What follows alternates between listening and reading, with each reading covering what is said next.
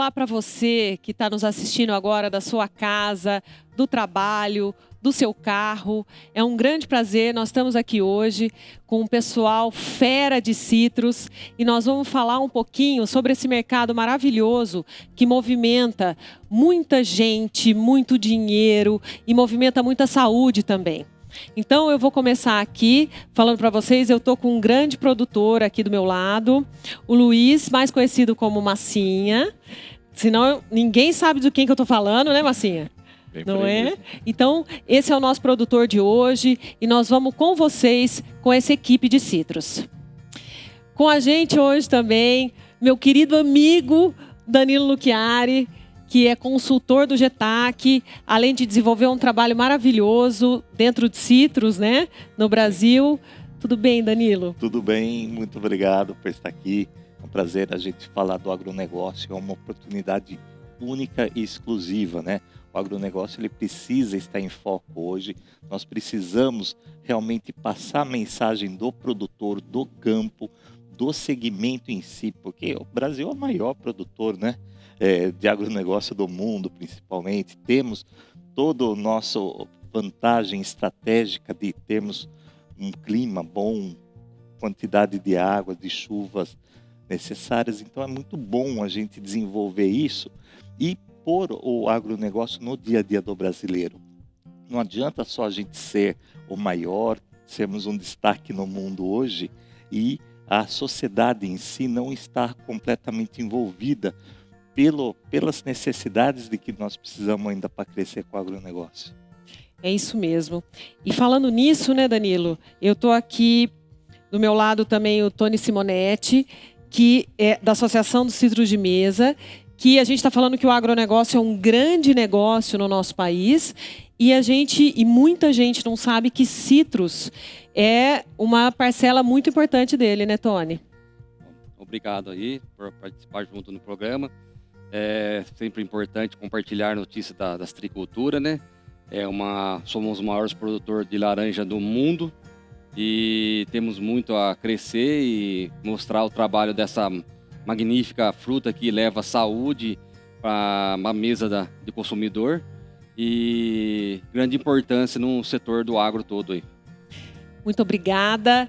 E também muito importante para a nossa indústria e para o nosso segmento. Eu tenho aqui o Ricardo Kraus, da Suco Rico, que está representando a indústria desse mercado maravilhoso que a gente tem e que está aí crescendo. A gente está ensinando o brasileiro a tomar suco de qualidade, suco bom, né, Ricardo?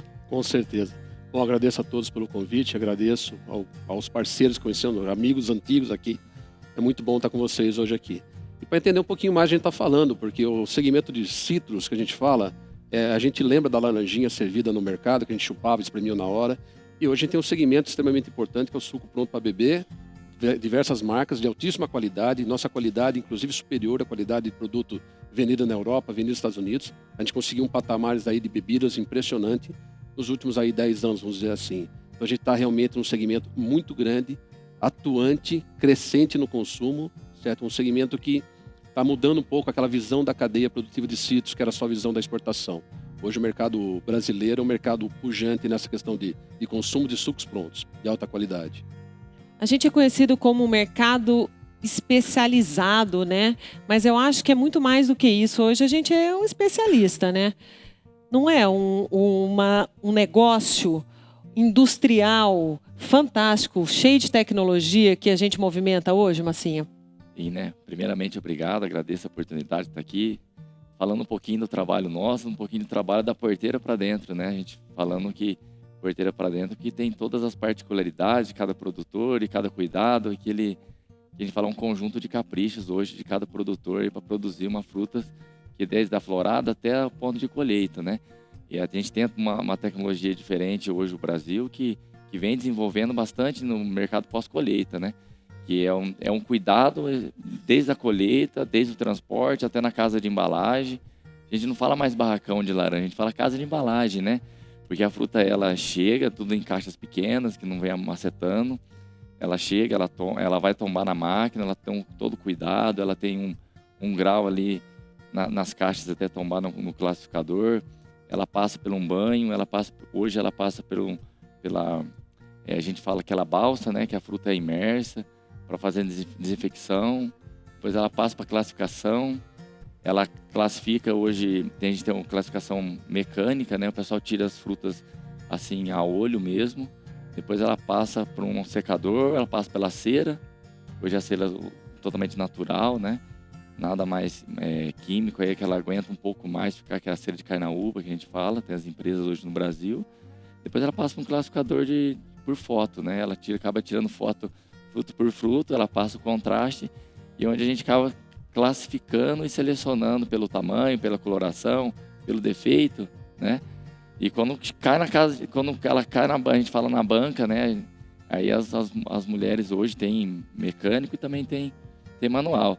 Então a fruta é toda embalada, fruta por fruta, com cuidado, sem bater muito, para chegar no mercado, bem dizer, final aí, no consumidor, na prateleira do supermercado, ela ter todo o cuidado que o produtor teve da porteira para dentro e da porteira para fora até chegar no consumidor final. Então é uma tecnologia muito grande, né? Você que está consumindo aí uma laranjinha, passou por todo esse processo, é praticamente um curso de Miss Brasil da laranja, não é? Só que meu pai mesmo fala, né, que aos 35 anos dele de comercialização e casa de embalagem, ele mesmo fala que não é salão de beleza, mas a gente pode melhorar e amenizar a situação de perda dessa fruta até chegar no mercado. Mas se o produtor não fizer o dever de casa, fazer aquele conjunto de capricho, não ter uma fruta de boa qualidade, tamanho, né? E hoje também está sendo um grande problema nosso aí hoje é a água, né? Não são todos os lugares que está chovendo, produtor que tem irrigação, mas esse é um ano bem desafiador nosso. Nós vamos falar muito de desafio hoje aqui, né? É isso mesmo. Então, vocês vão ver agora um pouquinho de todo esse processo que o Massinha acabou de contar pra gente.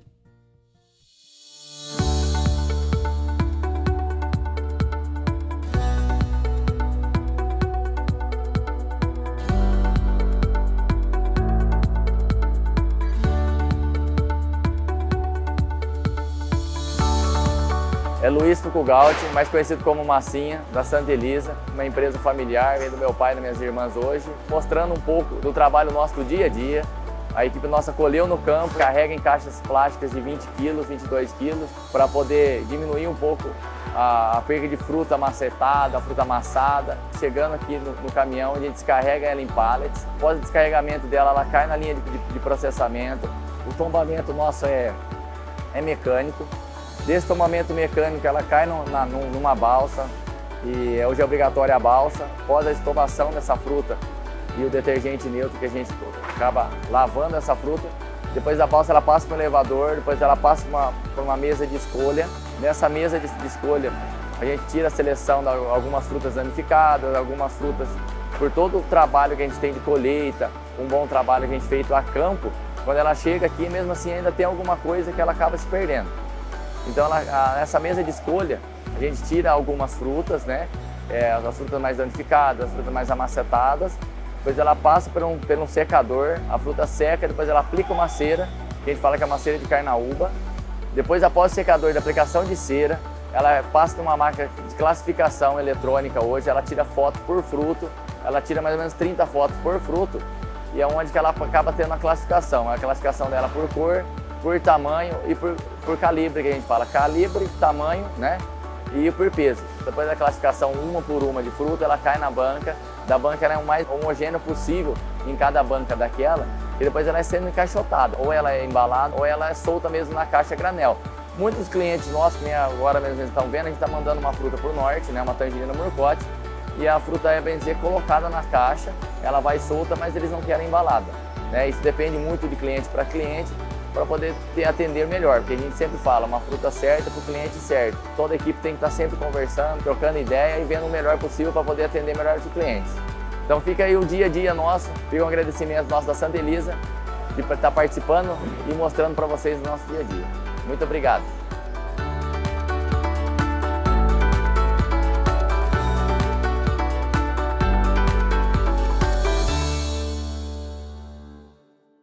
Voltando então a gente está falando dos desafios que a gente tem dentro aí do nosso mercado. Vamos lá, vamos falar de desafio. Como é que nós estamos de água? É um medo mundial. Como é que nós estamos de água? Então, nós estamos passando por uma crise hídrica, mas essa crise hídrica ela vem se intensificando, não é de hoje, né? A gente também, há 35 anos que a gente trabalha no campo, na roça, trabalha com irrigação, com projetos de irrigação, a gente percebe que o que aconteceu com o nosso regime hídrico, de uma maneira geral, no Brasil e no estado de São Paulo, principalmente, ou na região citrícola, né? No norte do Paraná, São Paulo e sul de Minas. Aconteceu que o período da chuva ele se encurtou. Antigamente, a chuva natural e a florada vinha em agosto, certo? Final de julho, agosto. E hoje, que nem esse ano, nós já estamos aqui meio de outubro, certo? E não veio chuva ainda suficiente para ter florada. Então, o que está acontecendo? Está aumentando muito o nosso período de estiagem, de falta de água e encurtando de chuva. Isso daí afeta diretamente na fisiologia, na fenologia da planta cítrica. Ela tem que ter um período de estresse, mas não tão prolongado, né? Quando a gente passa a ter um estresse hídrico muito comprido, a planta ela começa a perder muito mais folha do que ela poderia ter. Isso tudo ela vai perdendo energia e era energia que ia se transformar em flor e fruto novo, e tamanho de fruto, em tudo. Então, o estresse hídrico hoje a gente vê como o principal desafio da citricultura, mesmo porque a nossa citricultura hoje, quase 40% dela é irrigada, tá? Nós temos um maior índice de fruticultura, vamos falar de larga escala no Brasil de commodities, irrigado. E quando a gente fala que nós temos quase 40% irrigado, nós precisamos de muita água, e água de manancial. E sem chuva e sem água, tem muitos pomares hoje que não tem mais a disponibilidade hídrica suficiente para atender a demanda da cultura em termos de irrigação. Então nós estamos passando por um momento de extrema dificuldade mesmo na citricultura, tanto na de sequeiro, por causa dessa falta de chuva, mas na irrigada também, que não temos água suficiente para atender a necessidade hídrica da planta do jeito que, teoricamente, deveríamos ter, né? Então, eu vejo hoje esse problema muito, muito sério. Eu acho que em todas as culturas, né, e citros não vai ser diferente, a gente sabe muito bem que a gente tem aí um desafio muito grande com a água no mundo, né, como um todo. E aí a gente transforma então essa fruta linda aí, né, do salão de beleza do seu pai. Eu vou conversar com ele sobre isso. Do salão de beleza do seu pai, que ele pode dar umas dicas, né? Enfim, e a gente precisa desse fruto bonito para a mesa, né? Não é isso, Tony? Então, tudo é ocorrência de tudo aí, que nem Massinha falou, fator climático, falta de chuva, temperaturas elevadas na época da florada. Isso é uma preocupante muito grande que está correndo. O mar floresce e na hora que está começando a formar os chumbinhos, falta chuva, temperatura eleva e começa a colocar essas frutas tudo para o chão. E nisso, tudo isso daí também é o florescimento tardio e pouca chuva nessa florada. A fruta não desenvolve, corta as águas lá na frente com essa fruta muito pequena, e nós não temos fruta para fornecer tanto a indústria de suco, para ter uma fruta com rendimento industrial bom, quanto a fruta de mesa, no caso também, que é consumida. O brasileiro tem o costume de consumir uma fruta de calibre maior, né? Diferente de outros lugares, de outros países, que o consumo de fruta é uma fruta menor, e além de ser menor, tem a tendência deles lá praticamente voltada a frutas sem semente. Então é destinado a uma baía, no caso, muito conhecida lá fora, são muito consumida, as tangerinas, mas tudo voltada sem semente. Frutas, tendência agora de uma frutas com polpa vermelha por dentro. Então o que é? Então é uma tendência do mercado que o Brasil precisa melhorar essas condições também, mostrar nas gôndolas do mercado também essa fruta de calibre menor, com uma qualidade melhor, resistente a algumas pragas. Nós estamos tendo dificuldade de ter controle para ter uma fruta com casca limpa no mercado também. Então, uma série de condições para ter tudo isso, né? Então, o fator climático e temperatura é o grande desafiador na citricultura nossa que nós estamos enfrentando. Não tenho dúvida que esse desafio é o maior de todos, né? Aí você falou uma coisa interessante que eu vou perguntar aqui para o Ricardo o seguinte. Todo mundo acha que, bom, tudo bem, né? Não tá com a fruta mais bonita do mundo, não é a Gisele Bündchen. Mas, se ela fosse mais ou menos, a gente coloca na indústria de suco. Só que nós temos que ter essa fruta tem que ser boa também. Como é que funciona? Sem dúvida. O que está ocorrendo hoje? Só para a gente entender uma linguagem fácil do pessoal. Uma fruta normal, ela deveria ter por volta de 170 a 180 gramas. Vamos pensar em peso, que é mais fácil para o pessoal entender. A fruta que está chegando na fábrica hoje está com 125 a 130 gramas por unidade de fruta. Então, o que isso acontece? Eu tenho muito mais frutas dentro de uma caixa de laranja vendida à indústria do que as safras passadas. É o segundo ano que está ocorrendo. Então, a quebra de safra que está ocorrendo hoje em São Paulo, além dessas questões aí de clima, de floradas, de falta de chuva na época da floração, ela tem um agravante esse ano, que é o tamanho da fruta. Então, hoje, normalmente, a gente deveria estar entregando 270, 260 frutas por caixa. Nós estamos entregando 350 a 400 frutas por caixa. Isso é um reflexo direto à remuneração do produtor. Hoje a gente está entregando quase 1,7 caixas da indústria para receber uma caixa. A indústria não tem o que fazer, porque é tamanho de fruta, é peso. O produtor vende peso, a indústria recebe essa fruta com esse peso do produtor, uma fruta de menor calibre, como o Tony falou, uma fruta miúda. Ela tem até um rendimento industrial razoável, ela tem um bom rendimento industrial, porque eu tenho muitas unidades de frutas para processar. Só que hoje o que acontece da indústria, que nós estamos observando, isso há mais de 90 dias, é a condição de qualidade dessa fruta. Ela, para ser colhida, tem um período de maturação ideal. Então, vamos sempre lembrar, a florada, que é como o Danilo falou, de agosto, setembro, ela deveria iniciar uma colheita a partir de junho do ano seguinte. A gente teve no passado uma florada de novembro, dezembro. Então, a colheita ideal para esse ano deveria ser iniciada agora em outubro. E nós estamos processando desde junho. O que isso acarreta? Uma fruta com alta acidez, ou que significa um reixo baixo na linguagem nossa, que é uma fruta azeda, vamos dizer assim, que é o que a gente está fazendo hoje em estoque. O setor citrícola brasileiro está fazendo um suco de alta acidez, ou reixo baixo, vamos dizer assim, que é um dificultador para a venda no mercado internacional. Porque o mercado internacional tem qualidade específica de compra. Claro que ele compra um reixo 10, 12, que vai virar um refresco, um néctar, uma mistura com açúcar, mercado consumidor europeu, vamos dizer. Agora, quem trabalha com suco pronto para beber, o suco fresco, ou um NFC, ou um concentrado reconstituído de alta qualidade, tem um reixo mínimo, que a gente chama de 14+. E esse 14+ hoje é mosca branca. Vamos dizer assim, nessas regiões norte do estado, mais quente, que produzem um produto mais doce, não estão conseguindo alcançar isso, muito menos a nossa região centro-sul do estado de São Paulo, que já é, historicamente, uma região de acidez maior.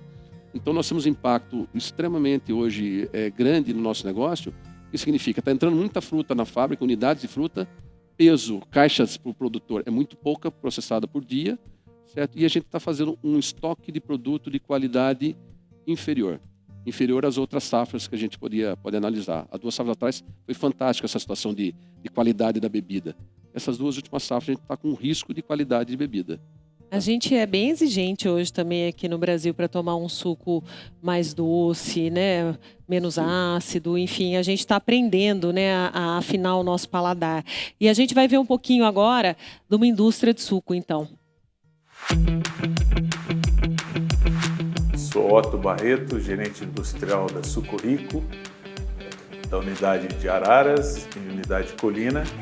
E vocês tiveram a oportunidade de andar pela fábrica, desde a recepção de frutas, passando pelos silos de estocagem, depois foram até as mesas de lavação de frutas, separação de frutas por tamanho e até o processamento, na sala de extração, onde tem a separação do suco, do bagaço e bagacilho. Depois seguimos o processo na parte de filtragem desse suco que saiu da extratora, passando pelo evaporador, onde a gente concentra o suco de 11 bricks para 66 bricks. Nesse processo de concentração, nós extraímos o water phase e oil phase.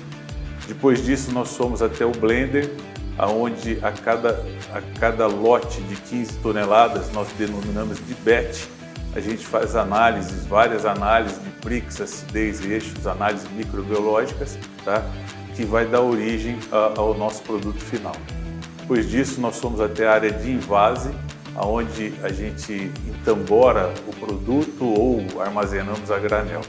Esse é um processo simples, né, de transformação da laranja in natura no suco concentrado de laranja. Isso é uma parte da Suco Rico. Gostaria de agradecer a oportunidade de poder mostrar um pouco do que é Suco Rico para vocês, desse processo todo de transformação da laranja no suco concentrado, que é um produto brasileiro que vai para o mundo inteiro.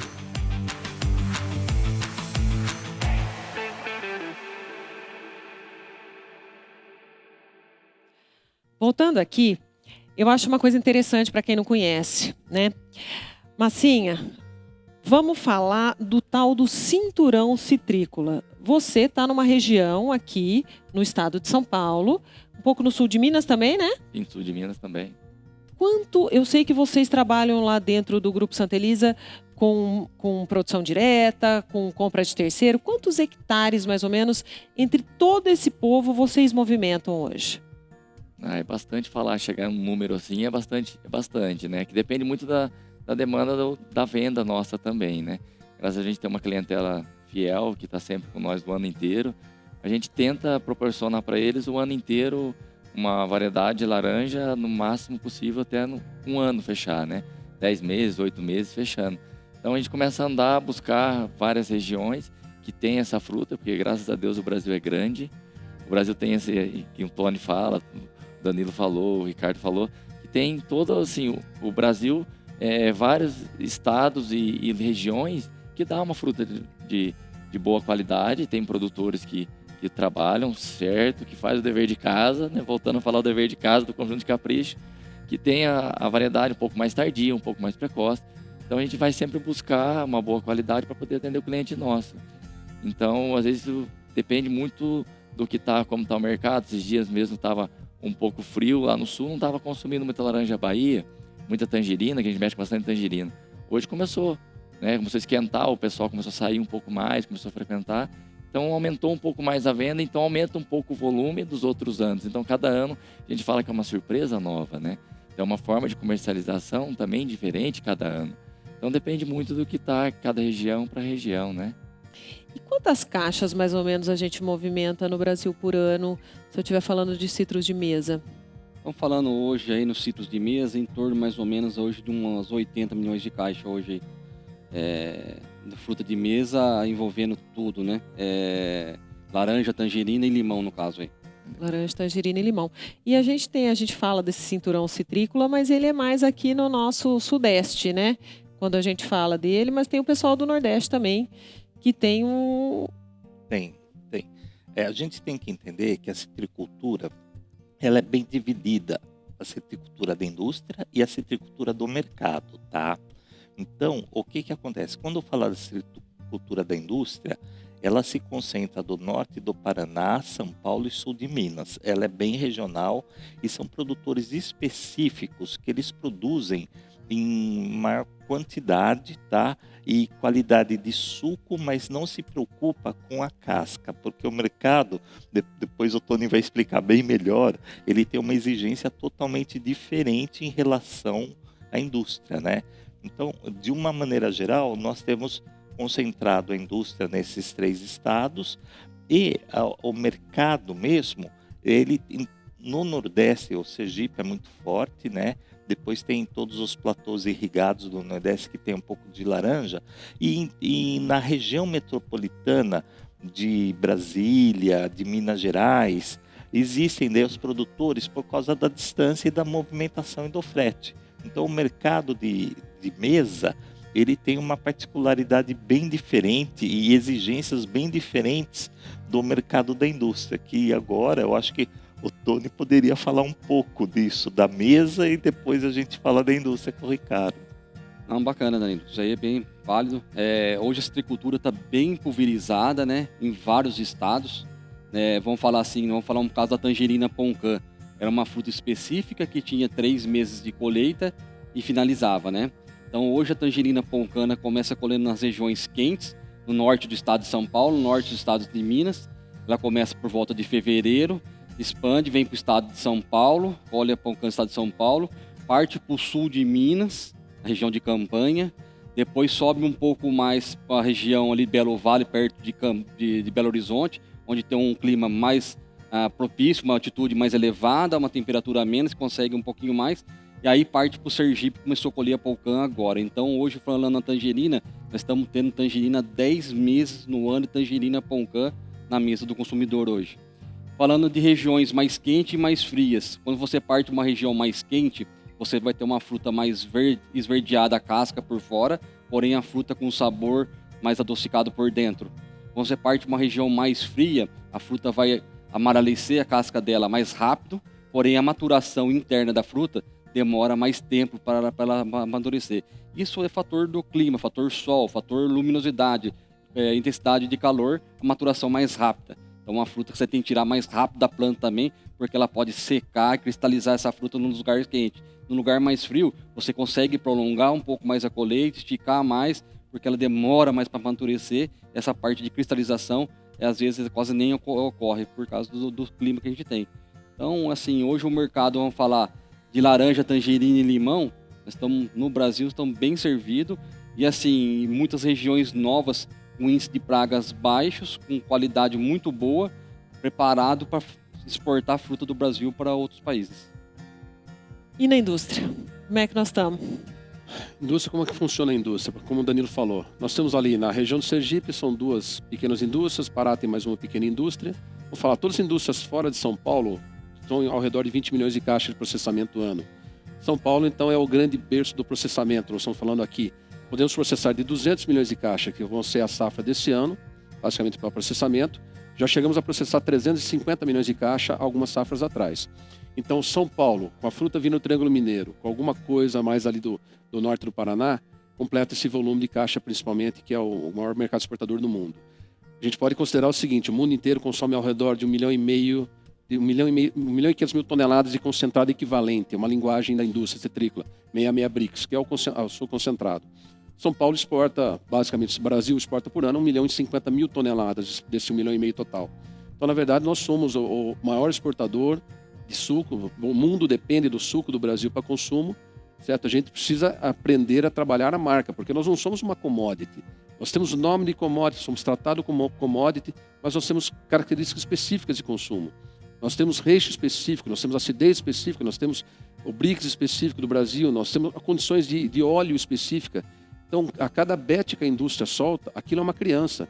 Aquilo não é um caminhão de japonês brincando. Aquilo é um ser único. Então, o meu bet, um bet que eu tenho, ele tem características específicas de cor, sabor, de aroma e defeitos. Então, é um pouquinho diferente. Eles tratam a gente como commodity, mas não é bem uma commodity. Ela funciona como commodity quando a gente pensa em Europa. Europa tem um padrão, 14 mais, score 92, padrão. O resto do mundo não. O resto do mundo compra bets, tambores específicos, porque ele quer. O Japão, que é um recheio 18 mais, o suco mais doce, característica de consumo do suco do Japão, mais aromatizado. Eles até gostam um pouco de aroma de tangerina junto, mas a gente não pode fazer, porque aí você vai adulterar produto. Então, mas eles têm características especiais. Israel tem uma característica especial de consumo, recheio mais alto também. China é um país novo, uma abertura nova de mercado, está todo mundo de olho lá, mas é um mercado de consumo de produto de altíssima qualidade. Você não consegue vender o mesmo produto que vende na Europa para uma China, incrível que pareça. Eles estão começando a beber e já estão bebendo melhor do que o europeu bebe. É impressionante quando você olha esse mercado de exportação. Ou seja, a gente vende para todo mundo. Vende para o mundo todo, de uma maneira ou de outra, com uma especificação ou com outra, a gente atende a todos os mercados. Não é isso? Exatamente. Então, gente, nós vamos botar fogo nisso aqui agora no próximo episódio, porque a gente vai começar a falar de preço e vamos falar como é que a gente está sendo tratado aí pelo mundo e como é que a gente vai ter os nossos desafios para mudar esse cenário. Fiquem com a gente.